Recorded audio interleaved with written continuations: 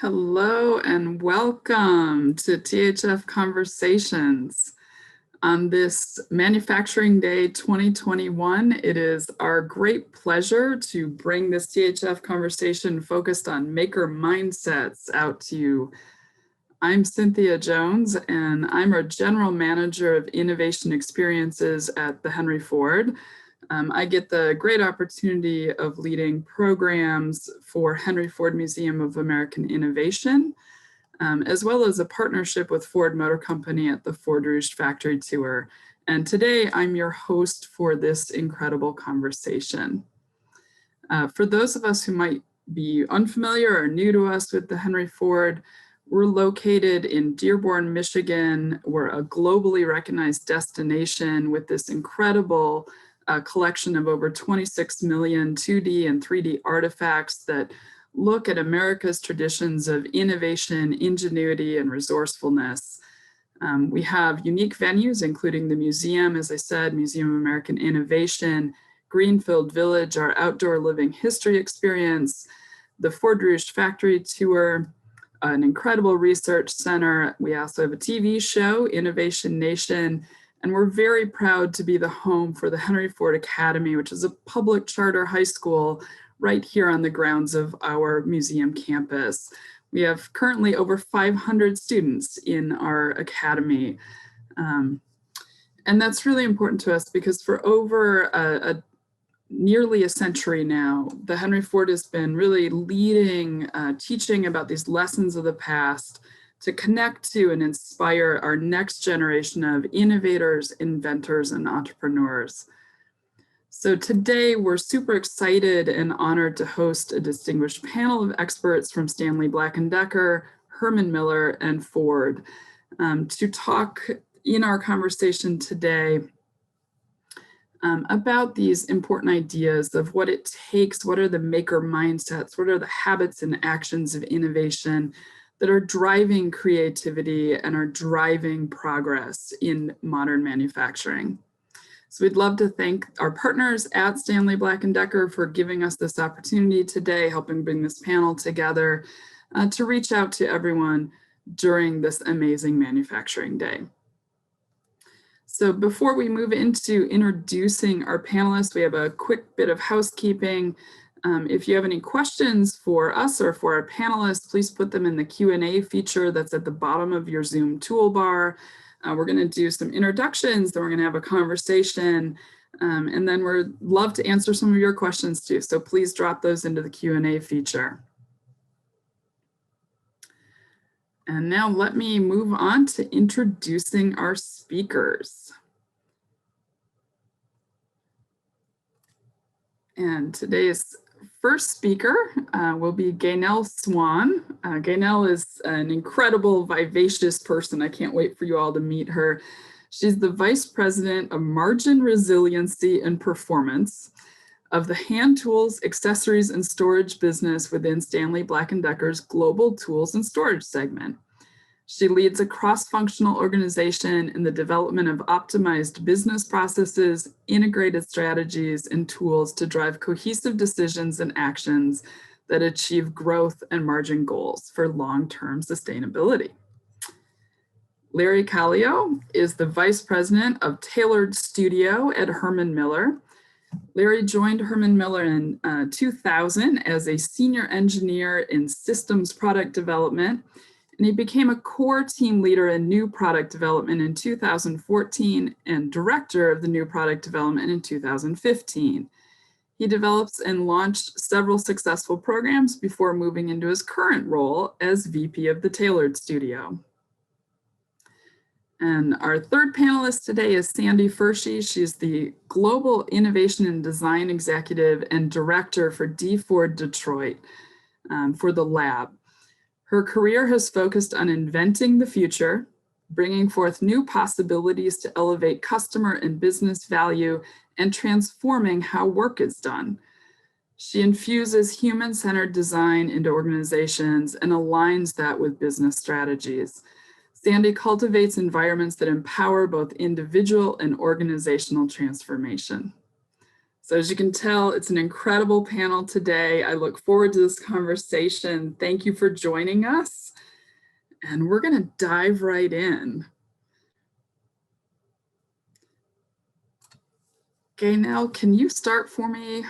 Can you tell me a little bit about yourself and your path to your current role, some of the exciting project work that you're doing?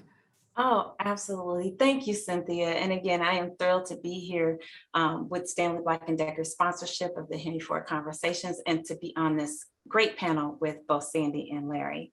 As you said, the fancy way to think about Vice President for Margin Resiliency and Performance is increase the profitability, top, middle, and bottom line.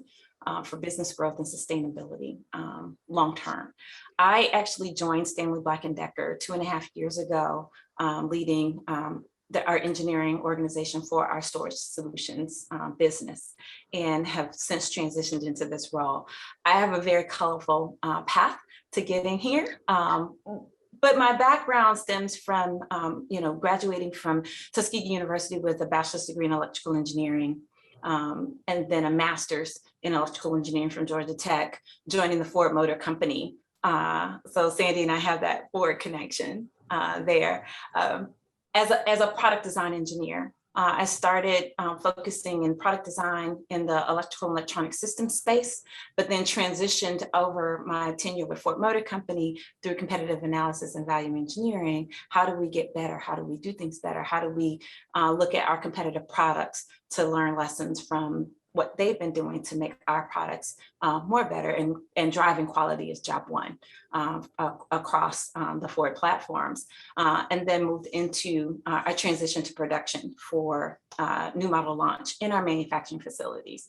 So going from new product development, working with marketing plans and strategy, listening to the voice of the customer, translating those wants, needs, and desires into the requirements that drove the design, now into manufacturing high quality product that meets not only our end customers' requirements, but also our high standards, transitioning that into government and defense with Raytheon, both in missile systems and in airborne tactical sensors over 17 years. So then maturing that whole product lifecycle systems engineering journey from automotive to government and defense. I took a break, a hiatus, if you will, from industry to join the team that started the College of Engineering, Technology, and Aeronautics at Southern New Hampshire University, and decided I needed to go back into industry, and that's when my happy marriage with Stanley Black Decker occurred. So a very kind of sort of colorful background, but all in an adventurous, exploratory. What's next? How can I contribute to make not only the products within the companies that I served in better, but also to create the pathway for others to enter into these pipeline programs, pipeline careers. So that's me in a nutshell. Thanks so much. That is awesome. I love that pathway. I love all the ways you just kept making the jumps and the transitions and growth. So how exciting. Larry, how about you? Can you give us a sense of yourself and your current role and kind of how you landed where you landed? Yeah, I'll start with the journey and end with the destination. If there is a destination, I'm not sure if I've landed there yet or not, but here I am. So I started right out of college with actually a degree in statistics, and kind of jumped into a job with Herman Miller's closest competitor, Steelcase, in the Grand Rapids, Michigan area.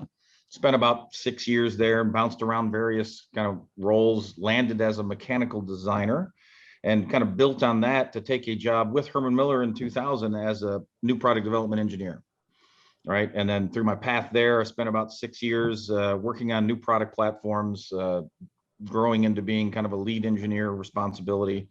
While still working at Herman Miller, I attended Penn State University to get my master's in project management, and helped kind of springboard into more project management, all within product development. Right, my whole career has really been around product. So it's either helping engineer it or helping manage it in some way, because at around the 2010 era, I helped launch a table wine for Herman Miller that then kind of stemmed into, well, we have a larger category within tables now, and we really need someone to manage it. So I jumped out of the engineering development world for a bit to be in product management.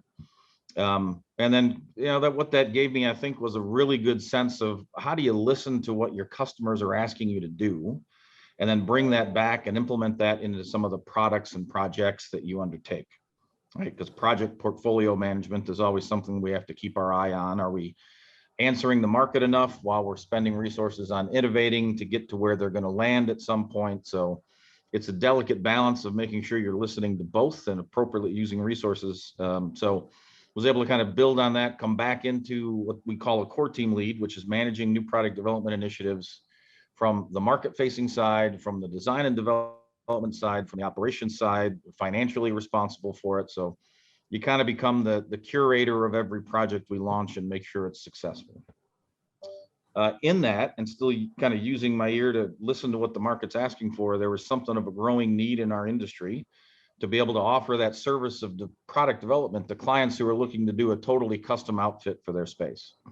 So I have 2,000 employees and I have a particular brand I want to embed in my space. I have some new problems that I want to solve.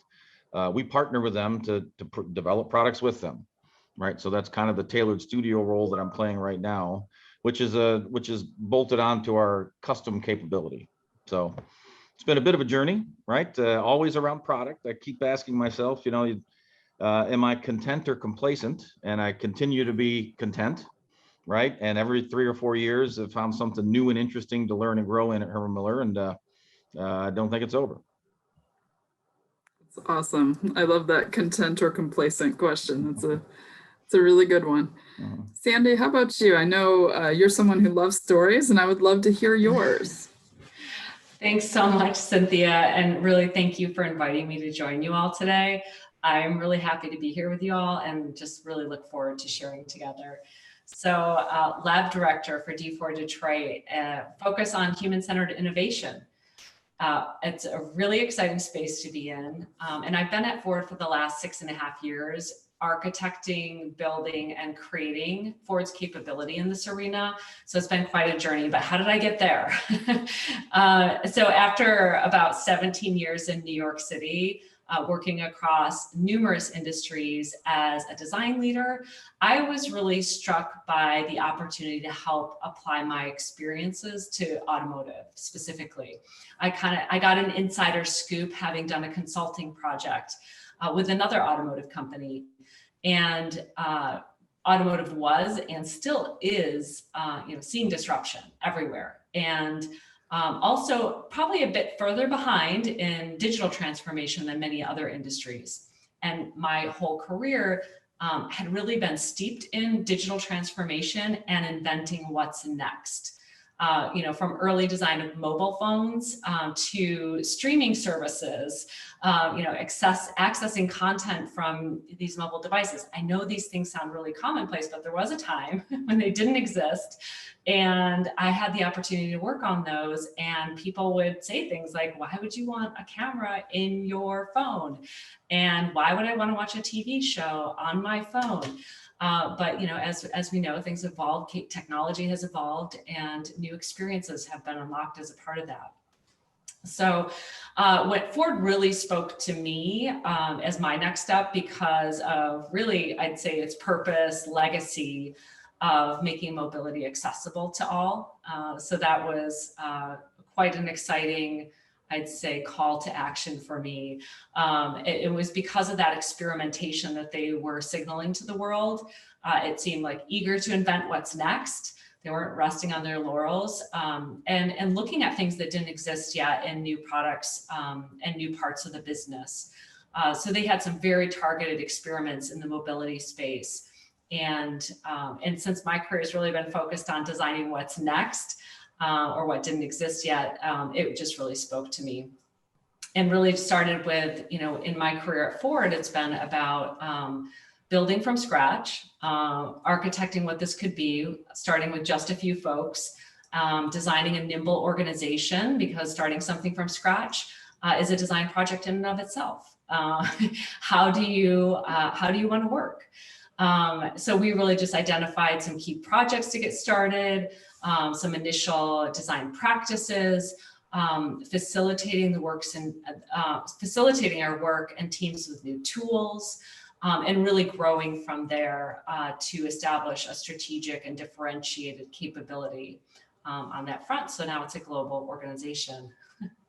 But what I feel like what I've really realized too over the course of my work is that a lot of my work has been characterized by not only designing the next new products and services, but also transforming how we work. And I think, Danielle, you started to hit on that as well, because this is about bringing the different mindsets and behaviors to the table, because some of the playbooks, processes, checklists may not serve us completely in the innovation space. It's hard work to innovate. So this is about bringing curiosity, optimism, empathy, both for future customers as well as our colleagues, and really emphasizing and orchestrating collaboration across many teams to make it so. Thank you so much, Sandy. I think that's so true. So, through the Henry Ford, we've studied hundreds of years of American innovators and inventors and really identified some of those core characteristics of, we call them Model I, or innovation habits and actions. And you just listed so many of them. And I think one of the most important that we see is collaboration. And I think, as I've spent time leading tours through Ford's F-150 truck plant, especially, but, thinking about it across manufacturing in our areas, we see that collaboration is what brings those ideas forward and makes them better. So I'm curious, how is that collaborative mindset, and I'll start with you, Sandy, has that collaborative mindset helped you or your team successfully solve a problem?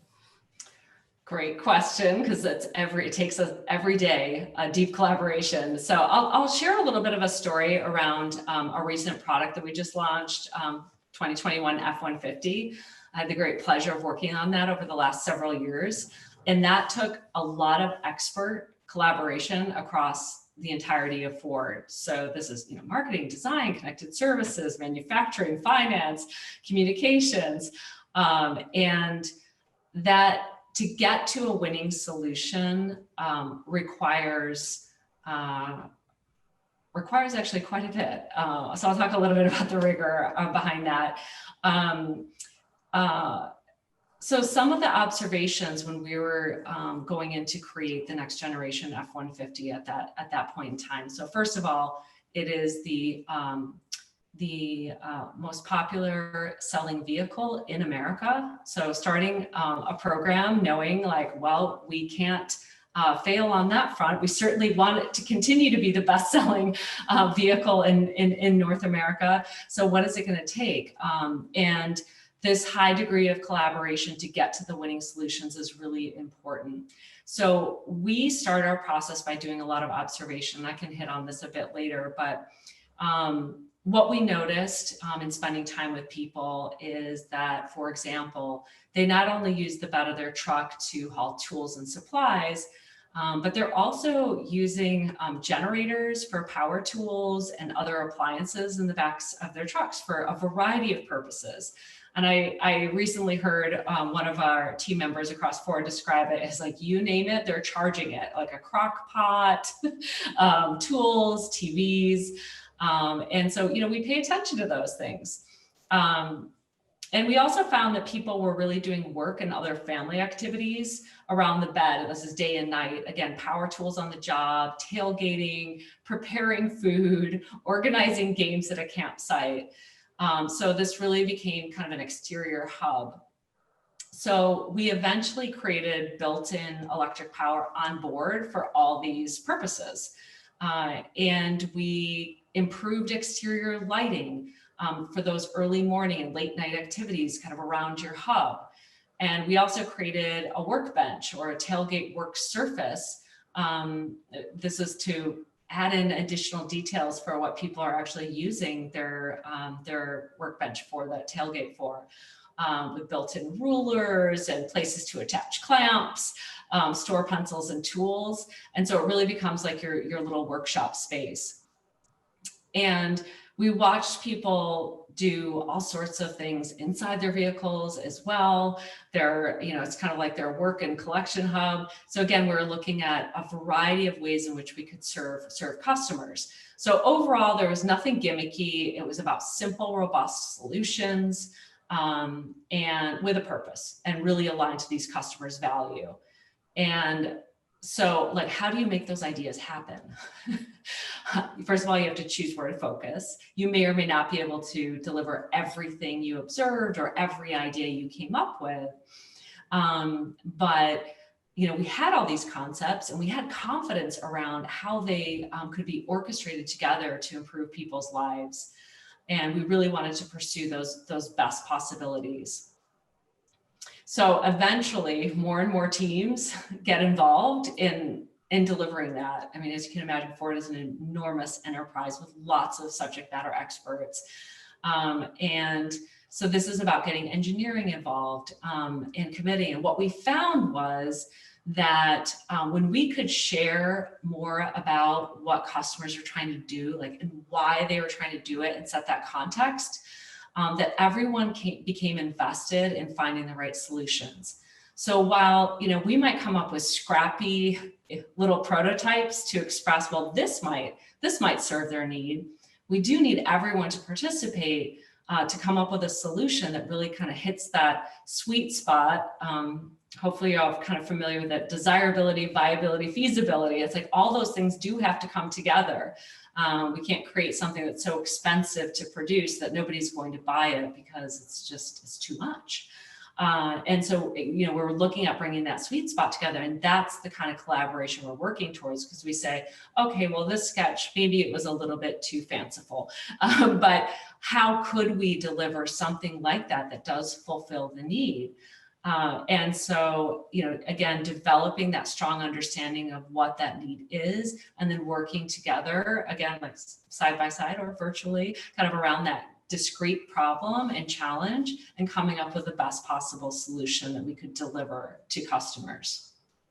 That's awesome. Thank you so much. That was a really great walkthrough of all the ways those pieces come together.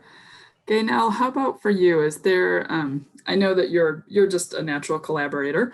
What are the ways that collaboration has really helped you and your teams solve problems? Well, yeah, I mean, collaboration is a really, really big part of what we do. When you think about the hand tools, accessories, and storage products that we make, the tools that we make, and then align with our purpose for those who make the world, we truly, inside of our business, transform raw materials into finished products for our end consumers' use. And maintaining that voice of the customer all the way through that product life cycle and the entire supply chain requires extensive collaboration, understanding what the cost drivers are, what our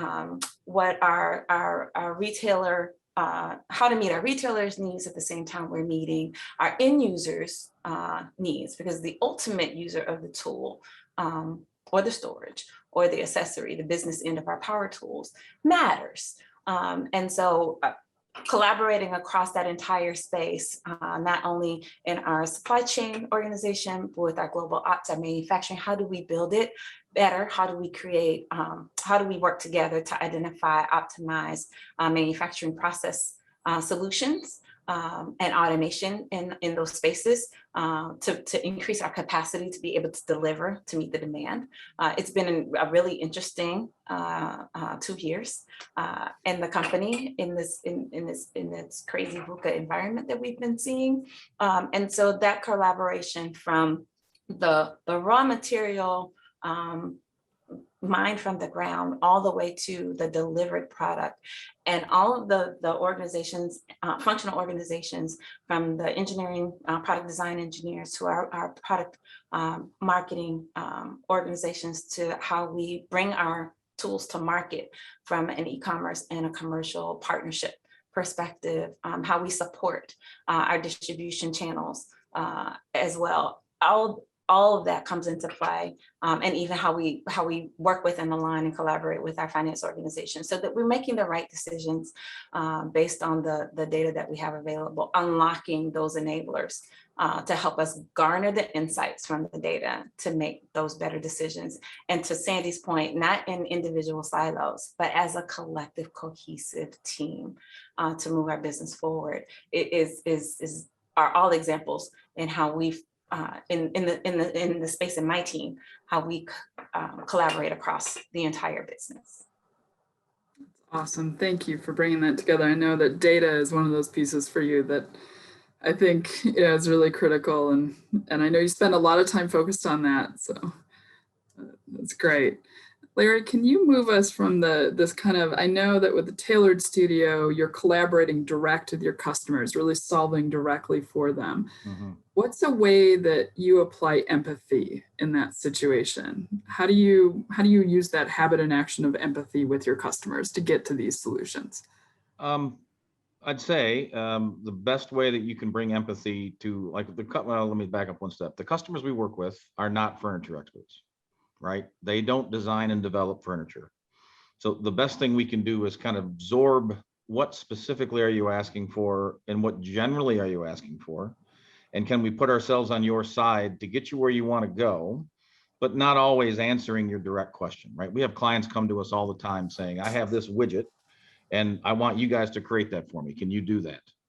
And the answer could be yes, but do you have 2 years to wait for the development cycle? Do you have, it comes with caveats. What if we what if we took your need and thought of it in a different way and we did this or we did that, right? So you're creating your empathy amongst the team, trying to respond to the client need by saying, well, I've actually told my team, we're not allowed to use the 2 words no bid ever. Right? Because that just kind of shuts the window. There's no collaboration, there's no empathy, there's no way forward when you do that. But what there is put yourself on the side of the client asking for something and say, how can we get you to what will work for you, even if we think what you're specifically asking for won't, we just can't do it, or it's a bad idea for you. That's, I think that's a really interesting space to be in. Yeah. To kind of be seeing beyond what they're asking for to the better solution. Yeah. And it's bringing in some of my experience in product development because, the collaboration you have as a team, first of all, complicated problems require a team to solve, right? You can have the most brilliant person in the world. They'll go away and they'll come back with an idea from their perspective.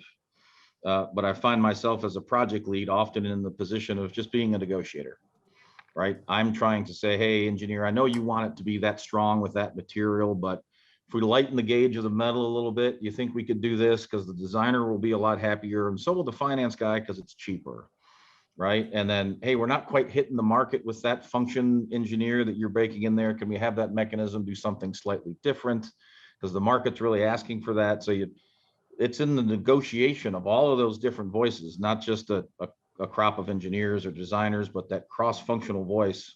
And I would say, if you can negotiate everybody to be mildly dissatisfied, you've had an amazing project, right? Everybody's given just enough that they're like, I wish it was a little stronger, but I'm happy. I wish it was a little more organic looking like this, but I'm happy, right? If you can get everybody saying that, everybody's had a great collaboration, given just enough to get something amazing done. That's great.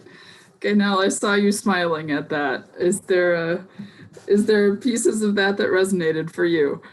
Oh, absolutely. I mean, when you think about collaboration, it truly is the give and take. The negotiation piece resonated with me quite a bit because, everybody's not going to get everything that they think they want. But at the end of the day, great collaboration delivers the solution that satisfies our end user. And if we keep that front of mind, and Larry's example too is sometimes our customers don't actually know what they need. So that process of discovery together with all of those cross-functional minds in the room to have the conversations, to unlock the observations, and then to weigh them against some of the critical design aspects or the critical keepaways within any product is where we find that synergy. Great. So like one of the things that just came out of that is kind of this idea of prototyping things or taking risks in this process. And Sandy, I know your team does a lot of that in the lab where you're really kind of thinking about things and physically oftentimes building out solutions and taking that risk of doing that. Can you talk a bit about that process and what you might be learning through that exercise? Sure. Yeah, I'd love to. When we start prototyping ideas, I mean, it really is a lot of times in design, we talk about diverging and converging. We're diverging, we're brainstorming, we're creating as many possible ideas as we can because I mean, I like to say that it's, I know people say like, oh, ideas, there's nothing new, there's nothing novel. Oh, okay, yes, and there's a lot of rigor in this, as in you have to stay at it. So generating lots of ideas so that you can get through perhaps the more obvious ones, the ones we've seen before. They might come top of mind, but you have to get it out of your system. And so you might be sketching. It could be really low fidelity sketching. And then moving into potentially like higher fidelity, meaning like paper or cardboard, and using that as a mechanism to just evaluate, like, you know, can we build on these ideas together? Oh, I pick up on this thread. Okay, let's make that next version of the prototype together because it seems like these ideas are really related. And so in the beginning, it's about opening up the aperture. And I feel like, you know, there might be this misconception too that, you know, that when you open it up too far for too long, but honestly, you can time box these types of activities and still come up with great ideas. It's not like you're out there for months on end being like, how many ideas could I possibly generate? You can do it in hours or days. So we're really just focused on like, okay, let's take a look at this opportunity space, come up with as many ideas as possible. And then from there, we'll start to look at them and build on them together. Because eventually you do need to converge and say, well, what are the best ones and where do we want to focus and why? How is that fulfilling the needs? But some of the ways in which, again, we test our thinking is, we'll look at sort of edge users or extreme users just to see, inspire us essentially. Like, for example, when we were doing some work around automation and what that means in the future, we looked at analogous situations. So for example, we spent time with a triathlete who was blind and had a guide who went with them everywhere in their training runs. Like, what can we learn from that interaction? What does it mean? So we look for those inspirational activities to help spark ideas that may not just come out of anywhere. We also have what we call, sacrificial concepts, where we're testing the edges to be like, how far can we take this idea before we might need to rein it in a little bit more? And those are all just, again, mechanisms, techniques to push our thinking, to get beyond the obvious, to come up with something that we think is really going to fulfill customers in the future and differentiating. That's great. I never, ever would have thought of an example of following, amongst an athlete that is blind and needing a guide and kind of applying that to automation. That's an incredible leap. And once you said it, I was like, that actually makes perfect sense. But it's a great leap. Okay, now is there anything? I know that Stanley Black Decker is doing a lot of things, especially with your new Empower Makers grant, where you're kind of getting into that next layer, that inspirational piece with folks that wouldn't traditionally be or haven't yet been in this kind of making mindset, this innovation space. Is there some of this that's resonating for you around that? Oh, I mean, absolutely. I mean, when you think about what it takes to innovate and to make, it's that curiosity, it is that creativity, it's that passion and that drive. And so we're all about inspiring makers and innovators to create a more sustainable world in alignment with our purpose. Our purpose is for those who make the world. And so we're all about lifting up and empowering the maker nation, if you will. And so we're really happy to announce our Global Impact Challenge. There it is right there. With our Makers Grant. We have a commitment to invest $20 million over the next 5 years for upskilling, reskilling, and growing the trades. And it's important to us because we recognize the lack of skilled trades workers, not only in our own manufacturing facilities, but globally within the manufacturing industry, across the construction industry, and all of the touch points that Stanley Black Decker engages with and touches on a daily, weekly, monthly, hourly, minute by minute basis. And so that lack means a lot to us, and not to mention how the pandemic has exacerbated the problem with millions of displaced workers in the US, but also globally. And so we have a strong commitment. We have excellent senior leadership from our CEO, Jim Lurie, and the executive council that steers our ship. And we want to inspire the current generation and the next generation through our ability to increase funding for those nonprofits who are doing workforce development to bring more people into the trades, as well as in our STEM pipeline education initiatives. And so all of it is just building a workforce for the future. And it's going to look a whole lot different than 30 years ago when I started at Ford Motor Company. We're in a digital age now. And so the things that both Larry and Sandy talked about with regards to automation and how we think differently and how we approach innovation in this day and age is all a part of that upskilling, reskilling, and growth. Awesome. Thank you for that. I think just the Empower Makers work that Stanley Black Decker is doing, the Makers Grant, all the work in STEM that you guys are doing, that I know Herman Miller is doing, that I know Ford is doing. I mean, all of these things are, for me as someone who gets to host a lot of school kids and learners of all ages, these are the type of things that we talk about because we know that how we work, to a lot of Sandy's points, is different in the future.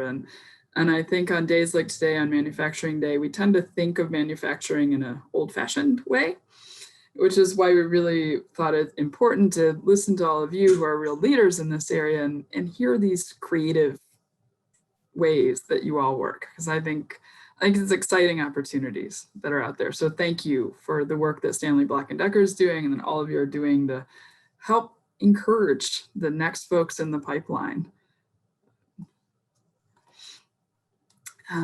So on that topic, I'll stay with you, Gaynell, for this one. What inspires you to continue working in this field? You've continued changing over time. You're continuing in the field. You're really making.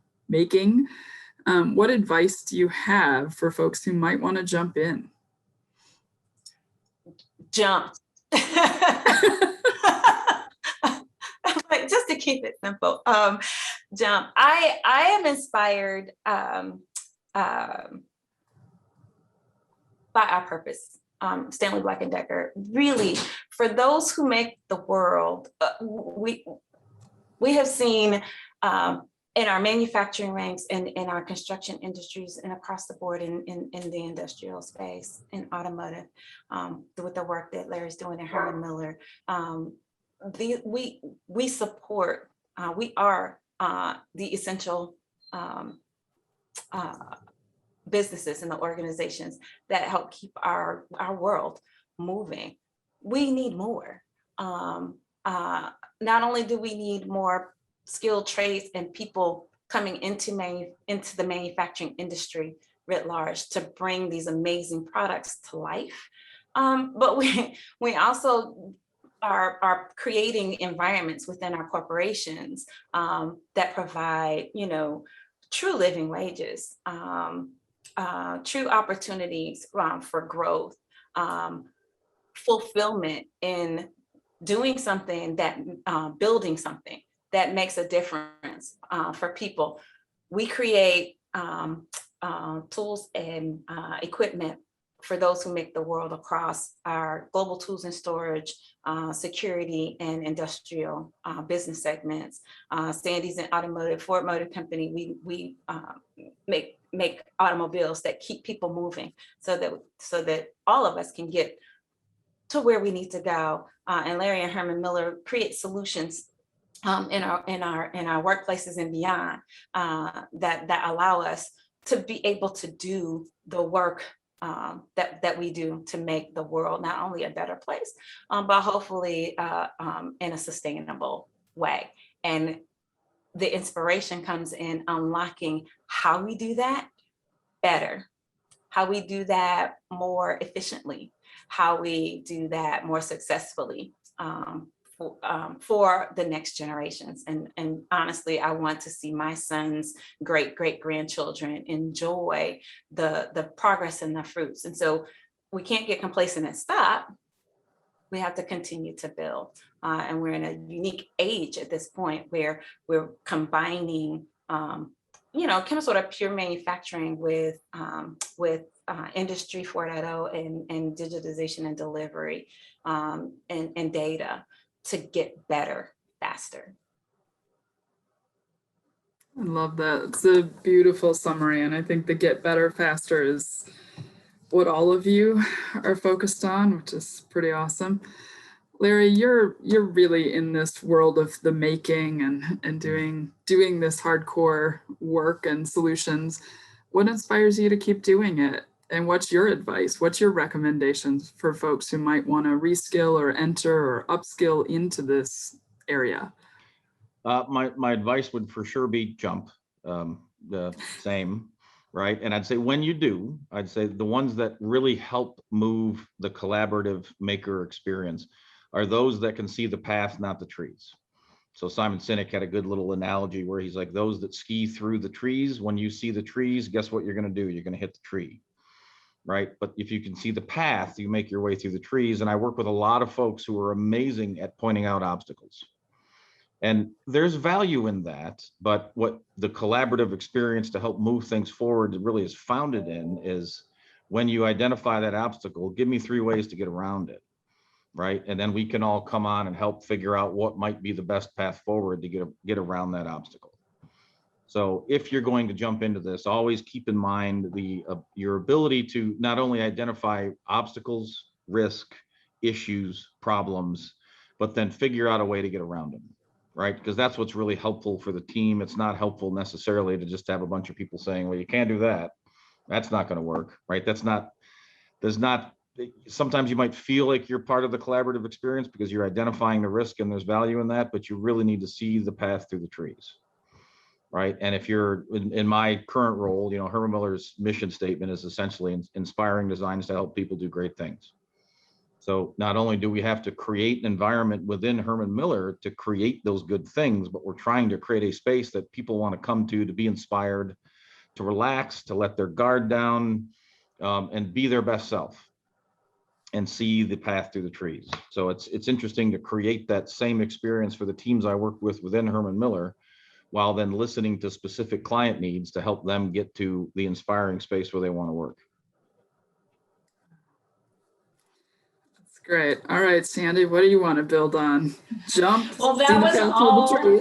Yeah, I was going to say that was all so well said and agree. So the only thing I would add is it's much more fun to be in the art of the possible space than to be in the let's identify every blocker space. So it is about, again, like cultivating, creating a culture where, that creativity can thrive.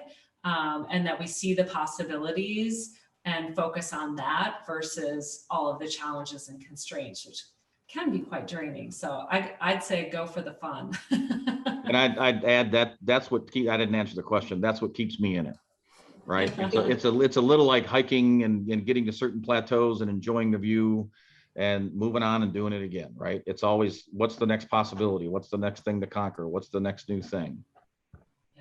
And that is all fun. Yes. That's awesome. All right, I am going to turn us to Q&A. And I have a first question here. I'm just going to toss it to each of you because I think each of you have a perspective on this. What skills should high school students be developing in order to be more successful when entering a profession like yours? And Gaynell, you're up on my screen, so I'll hit you first. Curiosity. Okay. Curiosity. I ask why. Ask, what? Ask, how come?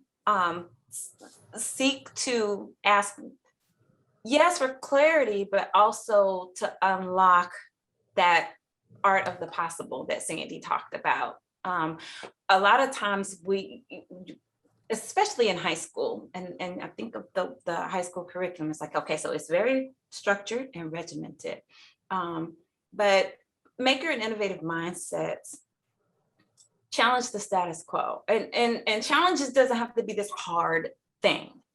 It's simply asking, what if, how come, and why?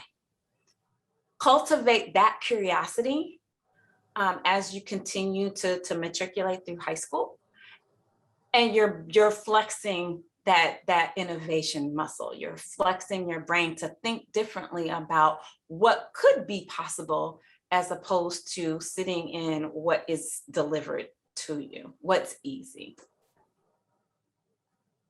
Awesome. Larry or Sandy, you have contributions to that question?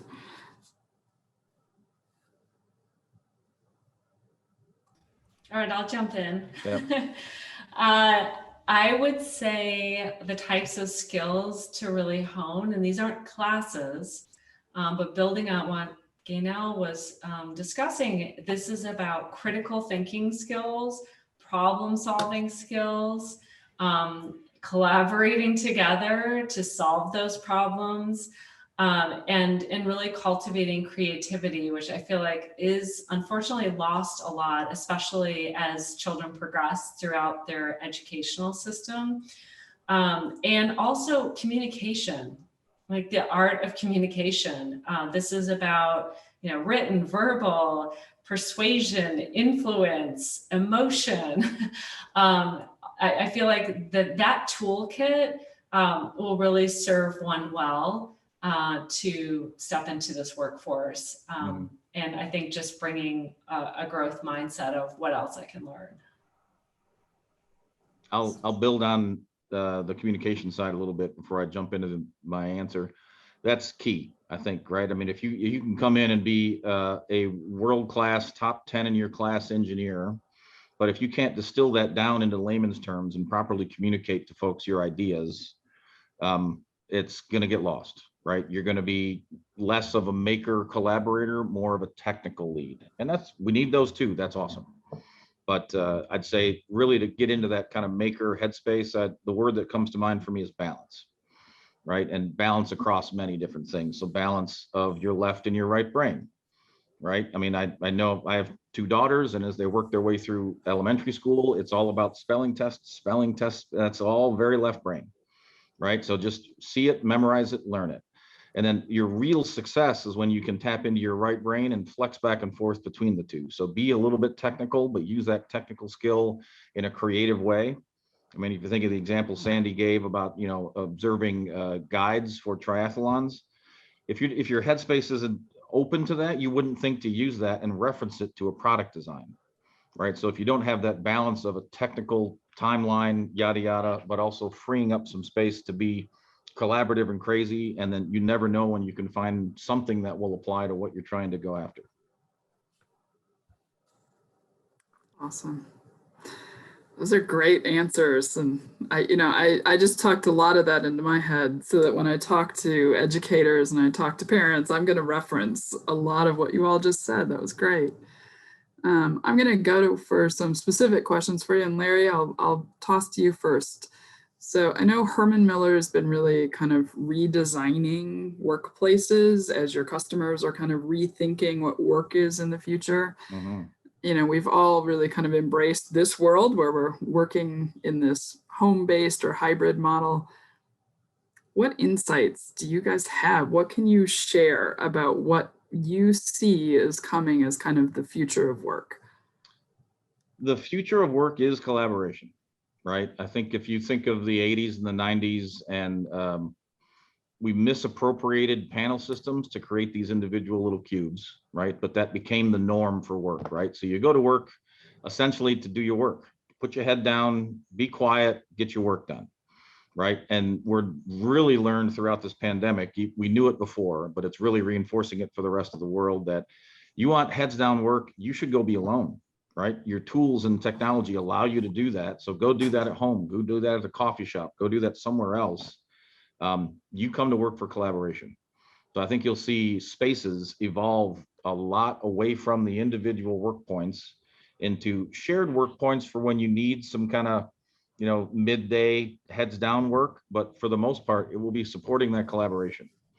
And a lot of what we're dabbling in right now is how do you support it in a way that fosters A, the collaboration, but B, the safety of the humans that are in that space, right? Because, I mean, getting back to work now, we have a heightened level of awareness around what's floating around in the air, what's the health of our folks in the space. So we're playing around a lot with how do we not only get you to an area to collaborate, but how do we keep you safe while you're there?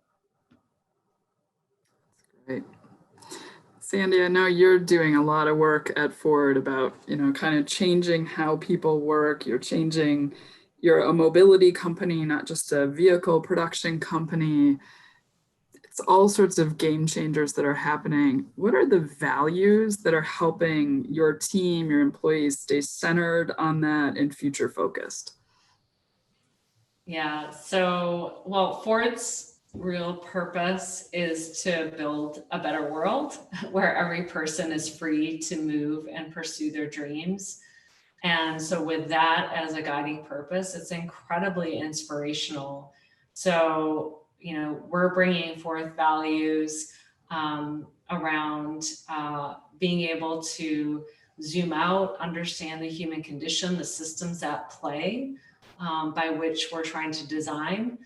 Because ultimately, we are trying to create a better world. And so what does that mean and how do you play that out?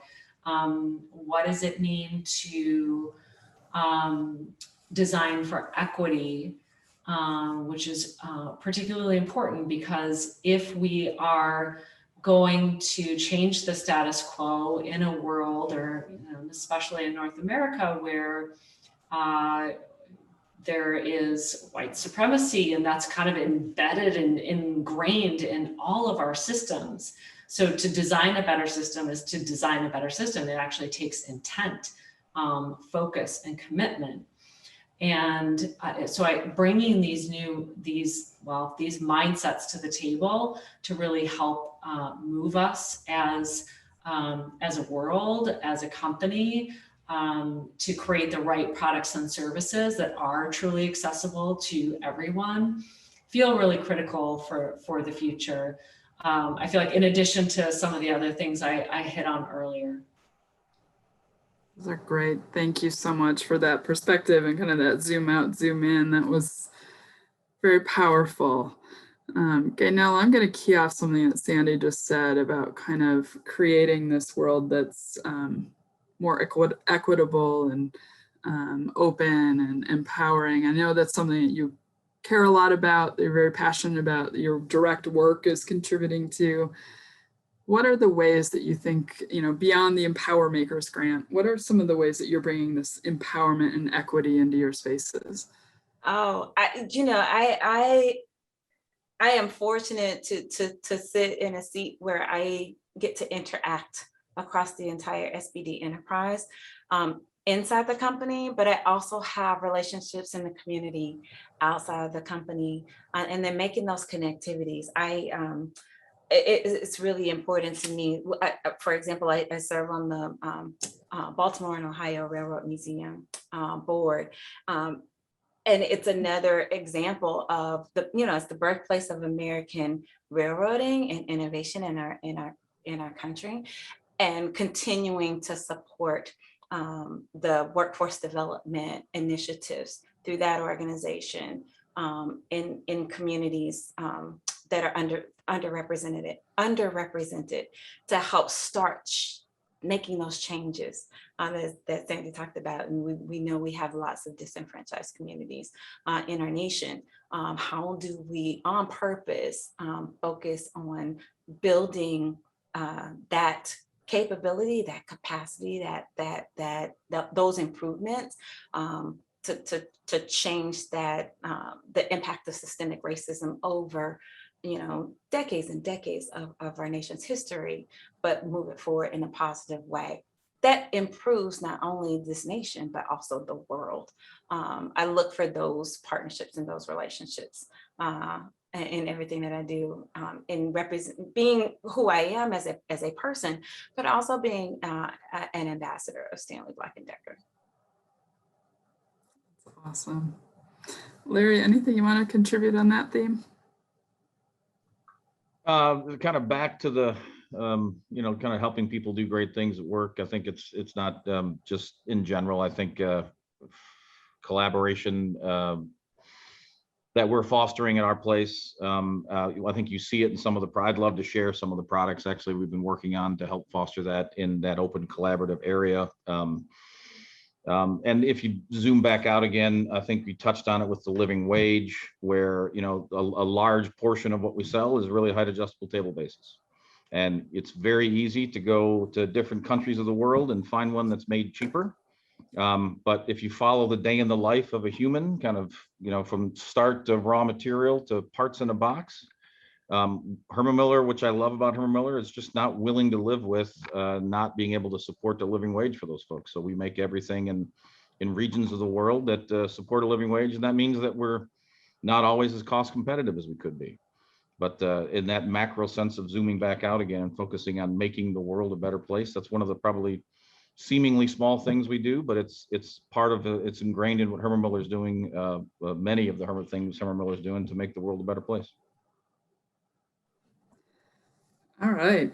I feel good about this conversation and all the things I've learned from, all of you. Gaynell, thank you so much for, for Stanley Black Decker helping bring today together and featuring these stories. I think they've just been incredible. And I love where we just kind of brought that conversation, because I think we went from mindsets to what those mindsets are influencing and driving. So absolutely incredible. Any closing words, Gaynell? Anything else you'd like to toss into the conversation for us?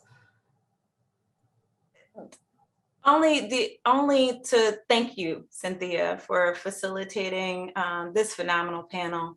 Again, I'd like to thank Larry and Sandy for joining us in this. And just to do a nod as well, because Cynthia, you talked about it up at the beginning, but the Henry Ford's Innovation Convention is huge. It is that outreach into the next generation to pull them into the innovator and maker mindset space.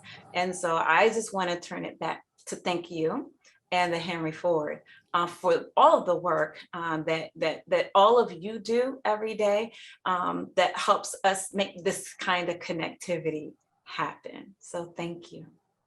Thank you so much. It was very unexpected. I'm kind of blushing here, but thank you. I think what all of us today have really brought to this is that you can see it in all of us. We have a real belief in the future. I think each of you said it, but we all have a very positive perspective on our ability to make a better future. And I think we're all very driven by the values of the companies that we're associated with, but it's all for that end.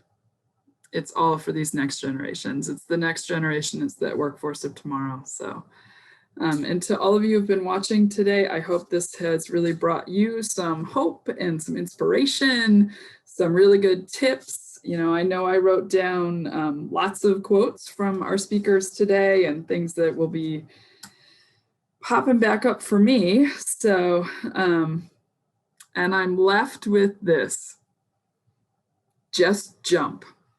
Just jump in. There is a lot of room in this maker area. There's a lot of room in skilled trades. This is a growing, happening, fascinating part of our world, and just jump. So Gaynell, thank you for that. That's definitely what I'm walking away with. And To all of you, thank you so much. Tune in on Mondays through October. We're going to have a continuing series of THF shorter conversations. They're really fun with some makers every Monday in October. And stay tuned for our future THF conversations. We hope they've been inspiring for you, and we look forward to you joining us here in the virtual space or perhaps on site at the Henry Ford. Thank you all so much, and to our panelists, thank you all for giving your time today.